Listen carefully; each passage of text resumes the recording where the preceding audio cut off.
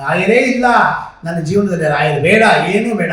ಬಹಳ ವಿಶೇಷವಾಗಿರ್ತಕ್ಕಂಥ ಪವಾಡ ಇದು. ಮಳೆ ಬರ್ತಾ ಇದೆ, ಮಳೆ ಬರ್ತಾ ಇರಬೇಕಾದ್ರೆ ತಾಯಿಗೆ ಗರ್ಭವತಿ ಇರ್ತಕ್ಕಂಥವಳು, ಮಗಳು, ತಾಯಿ ಮತ್ತೆ ಮಗಳು ಇಬ್ರು 4 ಆಟವನ್ನು ಕೊಡಿಸ್ಬಿಟ್ರಂತ ಉದ್ಧಾರ ಆಗ್ತೀನಿ ಅಂತ. ಶ್ರೀ ರಾಘವೇಂದ್ರಾಯ ನಮಃ. ಶ್ರೀ ಗುರುಭ್ಯೋ ನಮಃ, ಪರಮ ಗುರುಭ್ಯೋ ನಮಃ, ಶ್ರೀಮದಾನಂದ ತೀರ್ಥ ಭಗವತ್ಪಾದಾಚಾರ್ಯ ಗುರುಭ್ಯೋ ನಮಃ, ಶ್ರೀ ವೇದವ್ಯಾಸಾಯ ನಮಃ, ಲಕ್ಷ್ಮೀ ಹಯಗ್ರೀವಾಯ ನಮಃ, ಲಕ್ಷ್ಮೀ ವೆಂಕಟೇಶಾಯ ನಮಃ.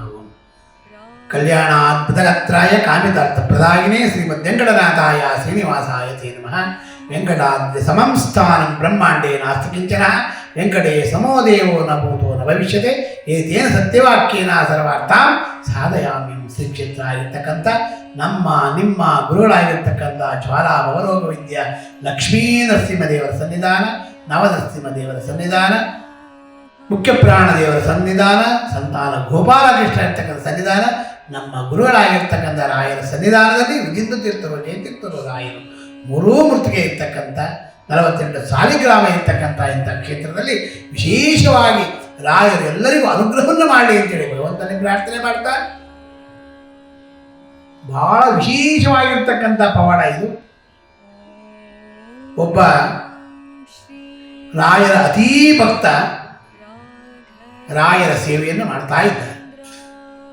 ಕ್ಷೇತ್ರಗಳಿಗೆಲ್ಲ ಕ್ಷೇತ್ರಗಳು ಮಂತ್ರಾಲಯ ಕ್ಷೇತ್ರಕ್ಕೆ ಹೋಗಿ ಮಂತ್ರಾಲಯದ ರಾಯರ ವಿಶೇಷವಾಗಿರ್ತಕ್ಕಂಥ ಅನುಗ್ರಹವನ್ನು ಪಡೆದು ನಮ್ಮ ಕ್ಷೇತ್ರಕ್ಕೆ ಬಂದು ನಮ್ಮ ಕ್ಷೇತ್ರದಲ್ಲಿ ವಿಶೇಷವಾಗಿ ಅನುಗ್ರಹವನ್ನು ಪಡೆದವನು ರಾಯರಿಗೆ ನಮಸ್ಕಾರವನ್ನು ಮಾಡಿ, ರಾಯರೇ ಅಂದರೆ ಸಾಕು ಬಹಳ ಪ್ರೀತಿ ಅವನಿಗೆ ಕಷ್ಟ ಜಾಸ್ತಿ ಇತ್ತು. ಏನು ಮಾಡ್ತಾ ಇದ್ದ ಕೆಲಸ? ಅವನು ಆಟೋ ಡ್ರೈವರ್ ಆಗಿದ್ದ. ಆಟೋವನ್ನು ಓಡಿಸ್ತಾ ಇದ್ದ, ಆಟೋ ಓಡಿಸ್ತಾ ಇದ್ದ. ಆದರೂ ಬಹಳ ಕಷ್ಟ ಇತ್ತು ಅವನಿಗೆ. ಬಹಳ ದಿವಸಗಳಿಂದ ರಾಯನ ಮೇಲೆ ಅತೀ ನಂಬಿಕೆ ಅವನಿಗೆ.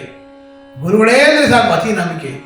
ಹಾಗೆ ಓಡಿಸ್ತಾ ಓಡಿಸ್ತಾ ಓಡಿಸ್ತಾ ಭಗವಂತ ವಿಶೇಷವಾಗಿ ಅನುಗ್ರಹವನ್ನು ಮಾಡೇ ಇಲ್ಲ. ರಾಯರ ಅನುಗ್ರಹ ಆಗಬೇಕು, ಏನು ಮಾಡಿದ್ರು ಅನುಗ್ರಹ ಆಗ್ತಾ ಇಲ್ಲ. ರಾಯರ ಸೇವೆಯನ್ನು ಮಾಡ್ತಾ ಇದ್ದಾನೆ. ಕೊನೆಯಲ್ಲಿ ರಾಯರನ್ನೇ ಬಿಟ್ಬಿಟ್ಟ.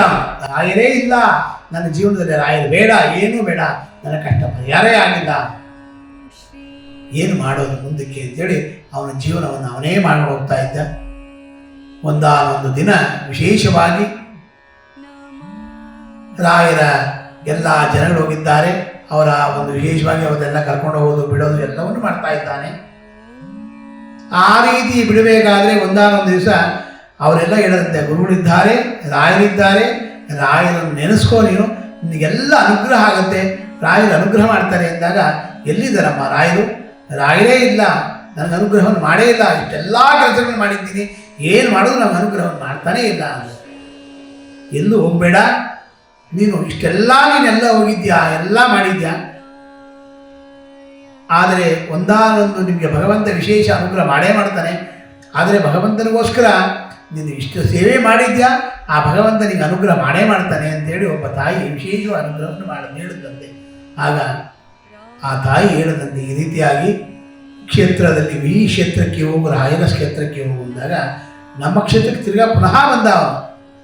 ಆ ಕ್ಷೇತ್ರಕ್ಕೆ ಬಂದು ರಾಯರ ಹತ್ರ ಕೇಳ್ಕೊಂಡ, ಅವನು ಬಹಳ ಕೇಳ್ಕೊಂಡ, ಭಗವಂತ ರಾಯರೇ, ನಾನು ನಿನ್ನನ್ನು ಮರೆತು ಬಿಟ್ಟಿದ್ದೀನಿ, ನಿನ್ನ ಸೇವೆ ಇಷ್ಟೆಲ್ಲವೂ ಮಾಡಿದ್ದೀನಿ, ನೀನೇನು ವರವನ್ನೇ ಕೊಟ್ಟಿಲ್ಲ ನನಗೇನು, ನನಗೆಲ್ಲ ಕಷ್ಟ ಕಷ್ಟ ಕಷ್ಟ ಅತಿ ಹೆಚ್ಚಾಗ ಹೋಗ್ತಿದೆ. ಈಗ ಸಾಲ ಇದೆ, ಆಟವನ್ನು ಓಡಿಸ್ತಾ ಇದ್ದೀನಿ, ಎಲ್ಲವನ್ನು ಮಾಡ್ತಾ ಇದ್ದೀನಿ, ಆಟೋನು ಬಾಡಿಗೆ ಆಟ, ಇದೆಲ್ಲವನ್ನು ಮಾಡಿದ್ದೀನಿ, ಏನಾದರೂ ನನಗೆ ವಿಶೇಷವಾಗಿ ನಿನಗೆ ತೊಂದರೆಯನ್ನೇ ಕೊಡ್ತಾ ಇದೆಯಾ, ನಿನ್ನ ಅನುಗ್ರಹ ಆಗೇ ಇಲ್ಲ ನನಗೆ, ಯಾರೋ ತಾಯಿ ನನಗೆ ಹೇಳೋದು ತಿರ್ಗಾ ಬಂದಿದ್ದೀನಿ ನಿನಗೆ ಎಂದಾಗ ಈ ಕೂತ್ಕೊಂಡು ಪ್ರತಿದಿನ ಬಂದು ಹೋಗ್ತಾ ಇದ್ದ. ಅಷ್ಟೇ ಬರೋದು, ನಮಸ್ಕಾರ ಹಾಕೋನು ಹೋಗೋನು. ಹಾಗೇ ರೀತಿಯಾಗಿ ಆಟೋ ಚಾಲಕ ವಿಶೇಷವಾಗಿ ಎಲ್ಲಿದ್ದಾನಂದರೆ ಅವನು ಅನಂತಪುರ ಡಿಸ್ಟಿಕ್ಕಲ್ಲಿದ್ದವನು. ಈ ರೀತಿಯಾಗಿ ಬೆಂಗಳೂರಲ್ಲಿ ಅವನು ಅನಂತಪುರ ಡಿಸ್ಟಿಕ್ಕು ಬೆಂಗಳೂರಲ್ಲಿ ವಾಸವಾಗಿದ್ದ ಅವನು. ಈ ರೀತಿಯಾಗಿ ಮಾಡಿದಾಗ ವಿಶೇಷವಾಗಿ ಭಗವಂತ ಅನುಗ್ರಹವನ್ನು ಮಾಡಬೇಕು. ರಾಘವೇಂದ್ರ ಸ್ವಾಮಿಗಳು ಏಕೆಂದರೆ ಪೂರ್ವ ಜನ್ಮದ ಒಂದು ಕರ್ಮ ಅನ್ನೋದಿರುತ್ತೆ. ಆ ಪೂರ್ವ ಜನ್ಮದ ಕರ್ಮವನ್ನು ಕಳೆಯಬೇಕಾದ್ರೆ ಎಲ್ಲ ಭಗವಂತ ಅನುಗ್ರಹವನ್ನು ಮಾಡಬೇಕಂತೆ. ಆ ಪೂರ್ವ ಜನ್ಮ ಕರ್ಮ ಕಳೆಯಿತು ಅಂದಾಗ ಗುರು ವಿಶೇಷವಾಗಿ ಅನುಗ್ರಹ ಮಾಡ್ತಾರಂತೆ. ಸುಖ ದುಃಖಗಳನ್ನೆಲ್ಲ ಕೊಡ್ತಕ್ಕಂಥವ್ರು ಭಗವಂತ. ಯಾಕೆಂದರೆ ಆದಿತ್ಯಾದಿ ನವಗ್ರಹ ದೇವತೆಗಳಲ್ಲಿ ಸೂರ್ಯ, ಚಂದ್ರ, ಮಂಗಳ, ಬುಧ, ಗುರು, ಶುಕ್ರ, ಶನಿ, ರಾಹು, ಕೇತು ಇವರವರ ಕೆಲಸಗಳನ್ನು ಮಾಡೋಕ್ಕೋಸ್ಕರವಾಗಿ ಸಾಕ್ಷಾತ್ ಭಗವಂತನೇ ಅವರಿಗೆಲ್ಲರಿಗೂ ಹೇಳ್ಬಿಟ್ಟಿರ್ತಾರಂತ. ಅದೇ ರೀತಿಯಾಗಿ ಅದೆಲ್ಲ ಕೆಲಸ ಆಗಬೇಕು. ಇನ್ನೇನು ಅವನಿಗೆ ಒಳ್ಳೆಯ ಕಾಲ ಬರಬೇಕು, ಭಗವಂತನ ಅನುಗ್ರಹ ಆಗಬೇಕು, ರಾಯರ ಅನುಗ್ರಹ ಆಗಬೇಕು ಅಂದಾಗ ಕ್ಷೇತ್ರಕ್ಕೆ ಬಂದು ನಮಸ್ಕಾರವನ್ನು ಮಾಡಿದ್ದಾನೆ. ರಾಯರ ಅನುಗ್ರಹವನ್ನು ಮಾಡಬೇಕು. ಯಾವ ರೀತಿಯಾಗಿ ಅನುಗ್ರಹ ಮಾಡ್ತಾರೆ ರಾಯರು ಅವನಿಗೆ, ಹೇಗೆ ಮಾಡ್ತಾರೆ? ಒಂದಾನೊಂದು ದಿನ ವಿಶೇಷವಾಗಿ ಎಲ್ಲ ಬಂದು ಮಾಡಿದ. ರಾಯರೇ ಇಲ್ಲ ಅಂದ್ಕೊಂಡು ಹೋದವನು ಆಗ ಆಟವನ್ನು ಓಡಿಸ್ತಾ ಇದ್ದಾನೆ. ಅವನು ಒಂದು ಮಹಿಳೆ, ತಾಯಿ ಗರ್ಭವತಿ. ಆ ಗರ್ಭವತಿ ಮಳೆ ಬರ್ತಾ ಇದೆ. ಮಳೆ ಬರ್ತಾ ಇರಬೇಕಾದ್ರೆ ತಾಯಿಗೆ ಗರ್ಭವತಿ ಇರ್ತಕ್ಕಂಥವಳು, ಮಗಳು, ತಾಯಿ ಮತ್ತು ಮಗಳಿಬ್ಬರೂ ವಿಶೇಷವಾಗಿ ಅವರು ಕೂತ್ಕೊಂಡಿದ್ದಾರೆ, ಕರಿತಾ ಇದ್ದಾರೆ ಆಟವನ್ನು.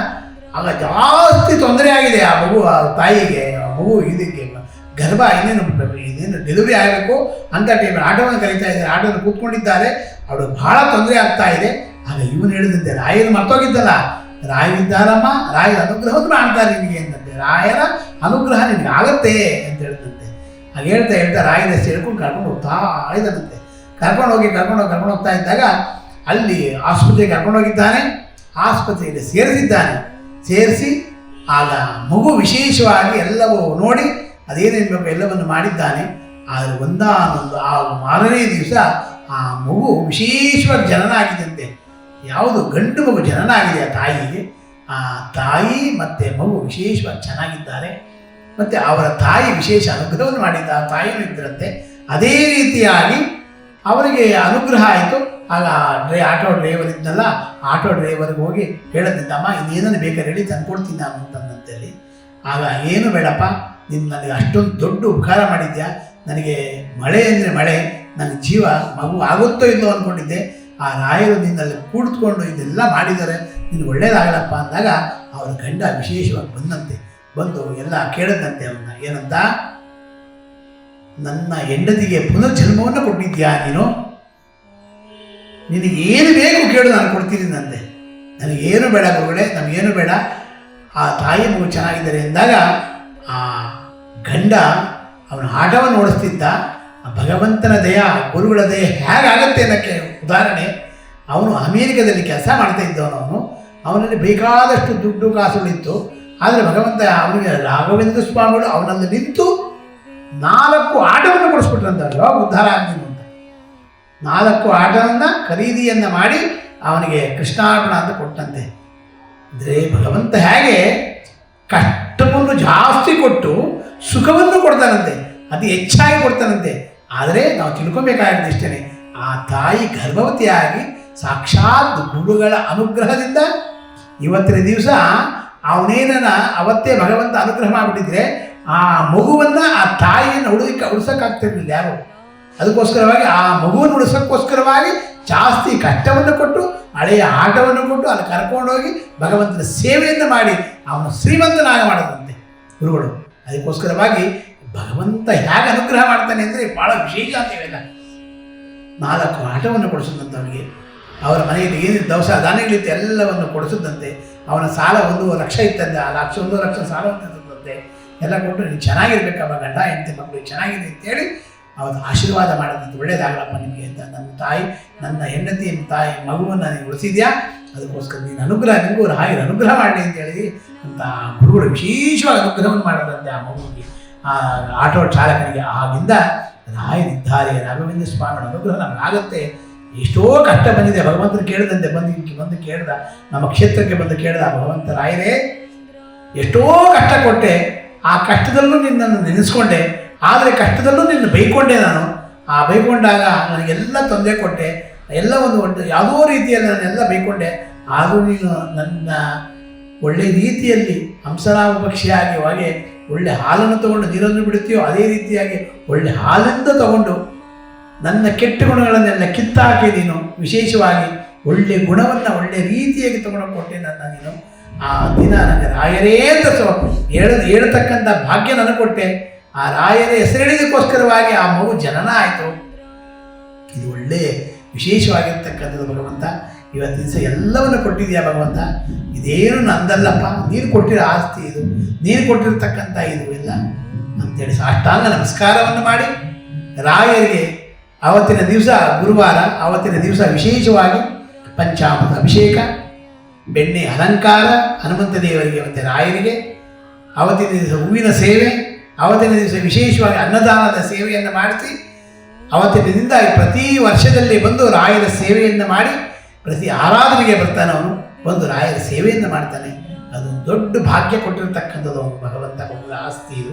ಅದಕ್ಕೋಸ್ಕರವಾಗಿ ಇಂತಹ ಭಾಗ್ಯ ಎಲ್ಲರಿಗೂ ಬರಲಿ. ಭಗವಂತ ಎಲ್ಲರಲ್ಲೂ ಇರ್ತಾನೆ, ಎಲ್ಲ ಸುಖ ದುಃಖ ಎಲ್ಲ ಬರುತ್ತೆ. ಅದನ್ನೆಲ್ಲ ಒಳ್ಳೆ ರೀತಿಯಾಗಿ ತಗೊಂಡು ಎಷ್ಟೇ ಕಷ್ಟ ಬಂದು ಭಗವಂತ ಈ ಕಷ್ಟದಿಂದ ಈ ಪಾರಾಗ್ತಕ್ಕಂಥ ಭಾಗ್ಯ ನೀನೇ ಕೊಡಬೇಕು ನಮಗೆ ಅಂತ ಹೇಳಿದಾಗ ಅದನ್ನೆಲ್ಲ ಅವನೇ ಕೊಟ್ಟು ಅವನೇ ಒಳ್ಳೇದು ಮಾಡ್ತಾನೆ. ಆ ಭಗವಂತನ ದಯ, ಗುರುಗಳ ದಯ, ರಾಯನ ದಯ ಸಂಪೂರ್ಣವಾಗಿ ಎಲ್ಲರಿಗೂ ಆಗಲಿ ಅಂತೇಳಿ ಭಗವಂತನಲ್ಲಿ ಪ್ರಾರ್ಥನೆ ಮಾಡ್ತಾ, ಯಾಕೆ ನಂಬಿ ಕೆಟ್ಟವರಿಲ್ಲವೋ ನಂಬದೆ ಕೆಟ್ಟವರಿಗೆ ನಮ್ಮ ಗುರುಗಳನ್ನು ನಂಬಿದಾಗ ಯಾವತ್ತೂ ಕೆಡದಂತೆ ಅಂತ ಆಟೋ ಡ್ರೈವರಿಗೆ ವಿಶೇಷವಾಗಿ ಅನುಗ್ರಹವನ್ನು ಮಾಡಿದ್ದಾರೆ ಅಂತೇಳಿ ನಿಮ್ಗೆ ಯಾಕ್ರಿ ಮಾಡಲ್ಲ, ಅವರು ಎಲ್ಲರನ್ನೂ ಉದ್ಧಾರ ಮಾಡ್ತಕ್ಕಂಥವ್ರು. ಅದಕ್ಕೋಸ್ಕರವಾಗಿ ಎಲ್ಲ ಭಕ್ತರು ವಿಶೇಷವಾಗಿ ರಾಯರ ಅನುಗ್ರಹ ಎಲ್ಲರಿಗೂ ಆಗುತ್ತೆ. ರಾಯರ ಭಕ್ತರಿಗೆ ರಾಯರೇ ಅನುಗ್ರಹವನ್ನು ಮಾಡ್ತಕ್ಕಂಥ ಇಂತಹ ಚಾನಲ್ ನೋಡ್ತಕ್ಕಂಥ ಎಲ್ಲರಿಗೂ ಭಗವಂತ ಅನುಗ್ರಹವನ್ನು ಮಾಡಲಿ ಅಂತೇಳಿ ಭಗವಂತನೇ ಪ್ರಾರ್ಥನೆ ಮಾಡ್ತಾ, ಹಂಸರಾಮ ಪಕ್ಷಿ ಆಗಿರ್ತಕ್ಕಂಥ ಹಾಲನ್ನು ತಗೊಂಡು ನೀರನ್ನು ಬಿಡುತ್ತೋ ಅದೇ ರೀತಿಯಾಗಿ ನಮ್ಮಲ್ಲಿರ್ತಕ್ಕಂಥ ಒಳ್ಳೆಯ ಗುಣಗಳನ್ನು ತಗೊಂಡು ಕೆಟ್ಟ ಗುಣಗಳನ್ನು ಬಿಟ್ಟು ನಮ್ಮನ್ನೆಲ್ಲ ಉದ್ಧಾರ ಮಾಡಿ ಅಂತೇಳಿ ಭಗವಂತನೇ ಪ್ರಾರ್ಥನೆ ಮಾಡ್ತಾ, ಪೂಜ್ಯಾಯ ರಾಘವೇಂದ್ರಾಯ ಸತ್ಯ ಧರ್ಮರತಾಯ ಚ ಭಜತಾಂ ಕಲ್ಪವೃಕ್ಷಾಯ ನಮತಾಂ ಕಾಮಧೇನವೇ ದೂರ್ವಾದಿ ಧ್ವಾಂತರವೇ ವೈಷ್ಣವೇಂದ್ರೇ ವರಂದ್ರೇ ಶ್ರೀ ರಾಘವೇಂದ್ರ ಗುರುವೇ ನಮೋ ಅತ್ಯಂತ ದಯಾಳವೇ ಸರ್ವಂ ಶ್ರೀಕೃಷ್ಣಾರ್ಪಣಮಸ್ತು. ಮಧ್ವಾಂತರ್ಗದ ಭಾರತೀಶಾರ್ಪಣಮಸ್ತು. ಪುಟ್ಟರಾಯರೇ, ಏನ್ ಮಾಡ್ತಿದ್ದೀರಾ? ಪ್ರತಿದಿನ ನಮ್ಮ ಅಪ್ಪ ಅಮ್ಮ ನಿಮ್ಮ ಚಾನೆಲ್ನ ಎಲ್ಲಾ ವಿಡಿಯೋಗಳನ್ನ ನೋಡುತ್ತಾರೆ, ಆದ್ರೆ ಸಬ್ಸ್ಕ್ರೈಬ್ ಶೇರ್ ಮಾಡೋದು ಮರೆತಿದ್ದಾರೆ. ಅದಕ್ಕೆ ನಾನು ಸಬ್ಸ್ಕ್ರೈಬ್ ಶೇರ್ ಮಾಡ್ತಿದ್ದೆ, ಕಮೆಂಟ್ ಕೂಡ ಮಾಡ್ತಿದ್ದೆ. ಹಾಗಾದ್ರೆ ನೀವು ಕೂಡ ಸಬ್ಸ್ಕ್ರೈಬ್ ಶೇರ್ ಕಮೆಂಟ್ ಮಾಡಿ ಪ್ಲೀಸ್. ॐ श्री राघवे